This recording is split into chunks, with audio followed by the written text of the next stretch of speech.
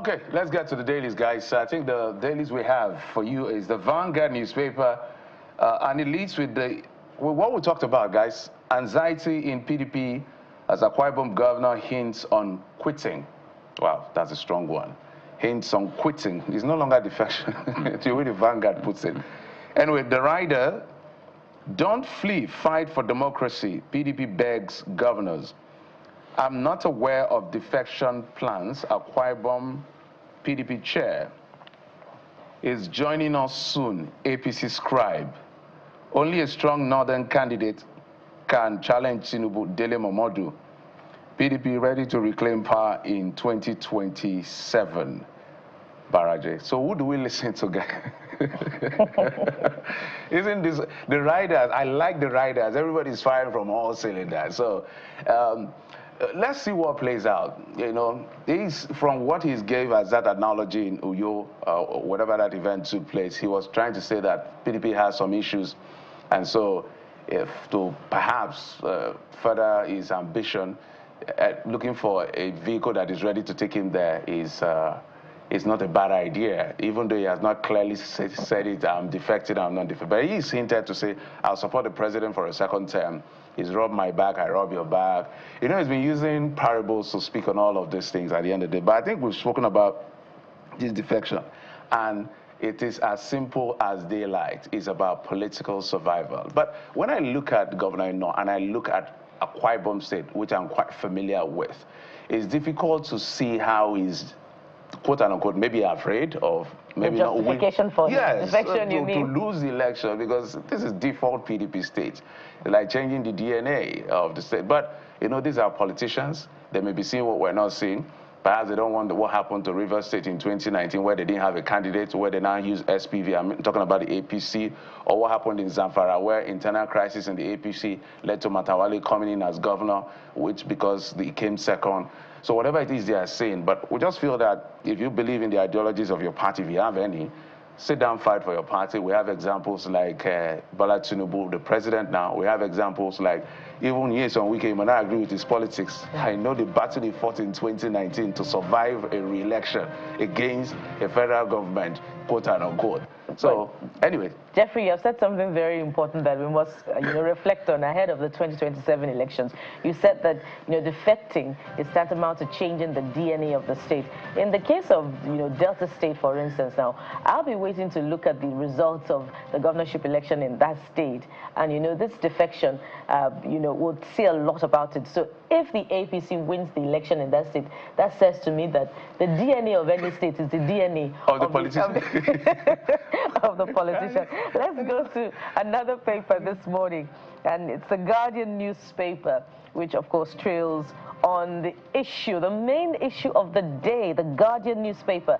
Take a look at the headline: agitations over cost of living crisis, workers' welfare on May Day. And there you have the actors on the front page: the NLC president, the TUC president, of course, the governor, and another state executive, I believe.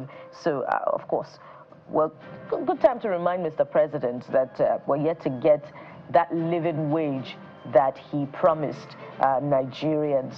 All the variations of the minimum wage that the state executive promised.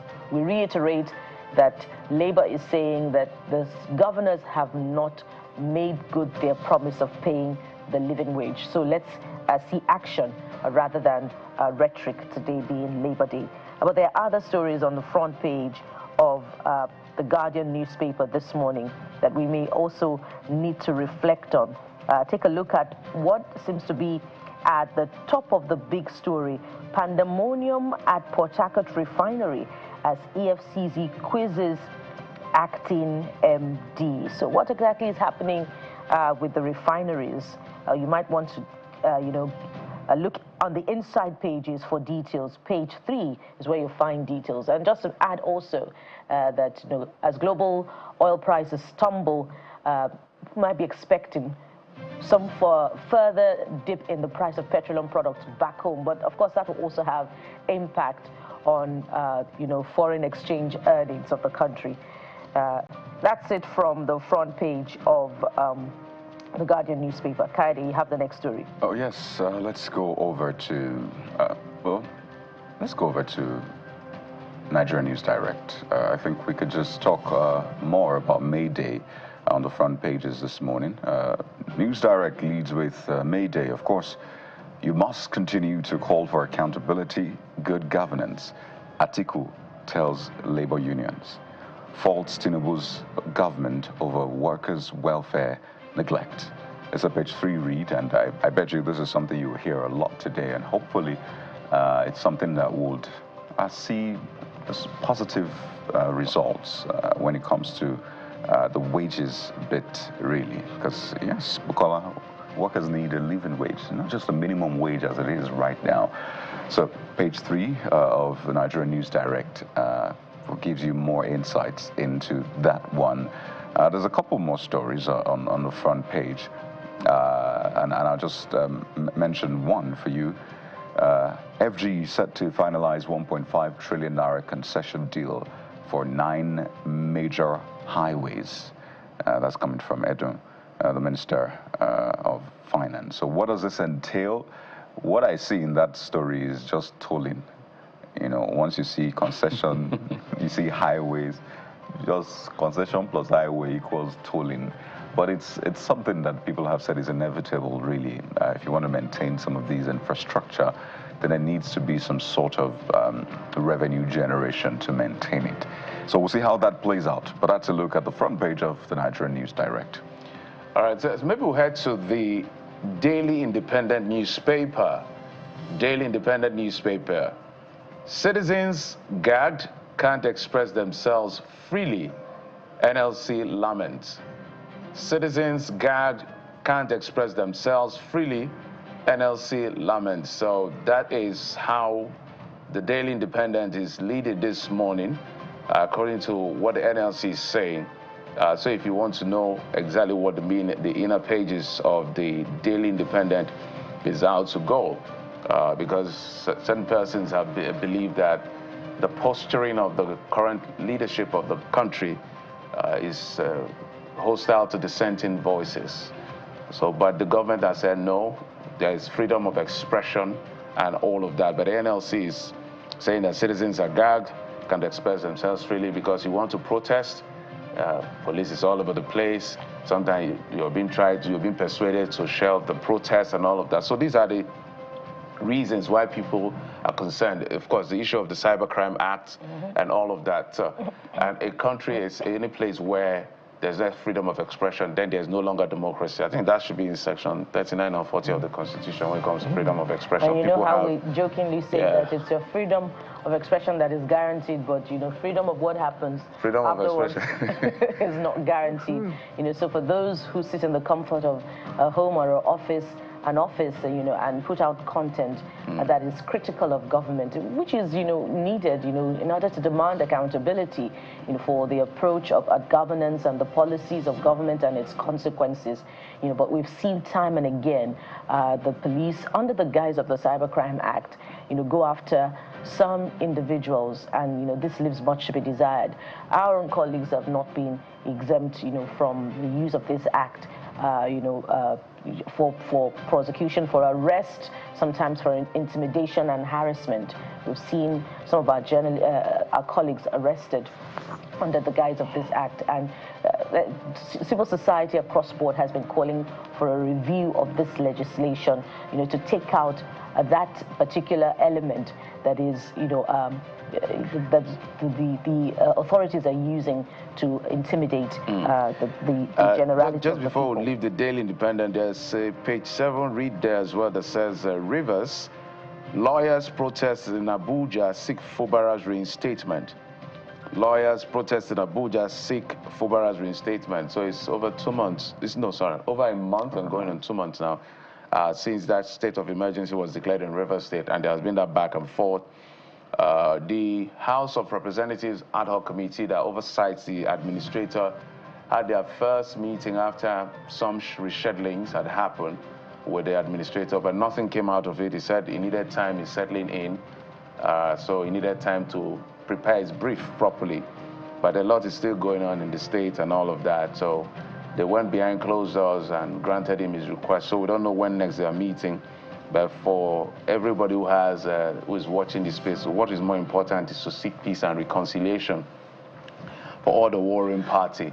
The dramatic personnel here being Nyesom Wike and his political godson, Fubara, the governor Fubara, who is now suspended with his deputy, and members of the House of Representatives who are loyal to Nyesom Wike. I think that should be the bigger conversation. Yeah. We can debate about the state of emergency and suspension of elected officials. I have my own understanding of the law, and I've been very clear about it. But the lawyers are protesting. I don't know for how this will play out eventually, but I don't think that what has happened is really what is going on in River State is what you call an uneasy calm, and anything can just bust things. But we pray that the peace remains. We don't want bloodshed. We don't want anything to happen. We've seen a respite, of the protests by women in different colors and in different shades and under different umbrellas. But it appears as if there is really no, peace, that sense of peace in River State yet. What may happen in the coming days is what we're not quite sure of, but we've heard hints in the last week or two about the governor visiting Mr. President while he was on vacation outside the country, and there are negotiations ongoing. So the question is, what would be the fallout of that purported visit to Mr. President in order to secure a permanent solution to the political crisis in River State? Would it be another defection, which would be viewed in quite an interesting manner, considering how this political crisis has become a rather divisive subject in that part of the country, which also hosts Nigeria's huge resource. Certainly. Yeah. Well, there's a story on the front page of the Daily Independent, just as an update. That's the case concerning Aisha Chimugu, alleged 8.7 billion naira money laundering. Court orders EFCC to release Aisha Chimugu. So yeah, that's the update to that one.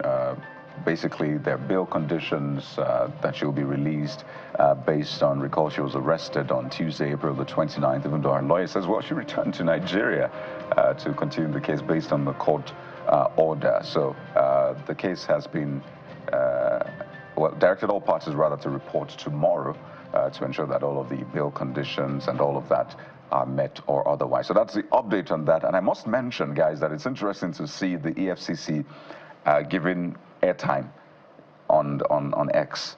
So EFCC from time to time puts out quizzes, and they give out 5,000 naira worth of airtime to winners, depending on how you win. And you can see the comments there. So it's quite interesting, this approach by the EFCC doing giveaway. The question is, will we see more agencies toe that line? And more importantly is what impact this will have on the fight against corruption. Perhaps they're just trying to be. I will not forget. Was it EFCC now? I think it's EFCC. There's a gentleman that used to handle the X handle. Yes, the X handle. It was Twitter then. Yeah. Very fantastic gentleman who he gave a human face to the handle. Literally, it's like you're communicating with someone. Yeah. That gentleman, I think, should be rehired and paid better, because he gave a face. Because the EFCC was perceived in a certain way and all of that. I'm not saying the perception is totally gone, but that period, we could communicate with the EFCC. The eagle, yes, they always use that eagle. It was quite beautiful. So perhaps they are trying to reinvent that to see how they can be people-friendly and all of that, because the truth is that without the people, you really can't do much.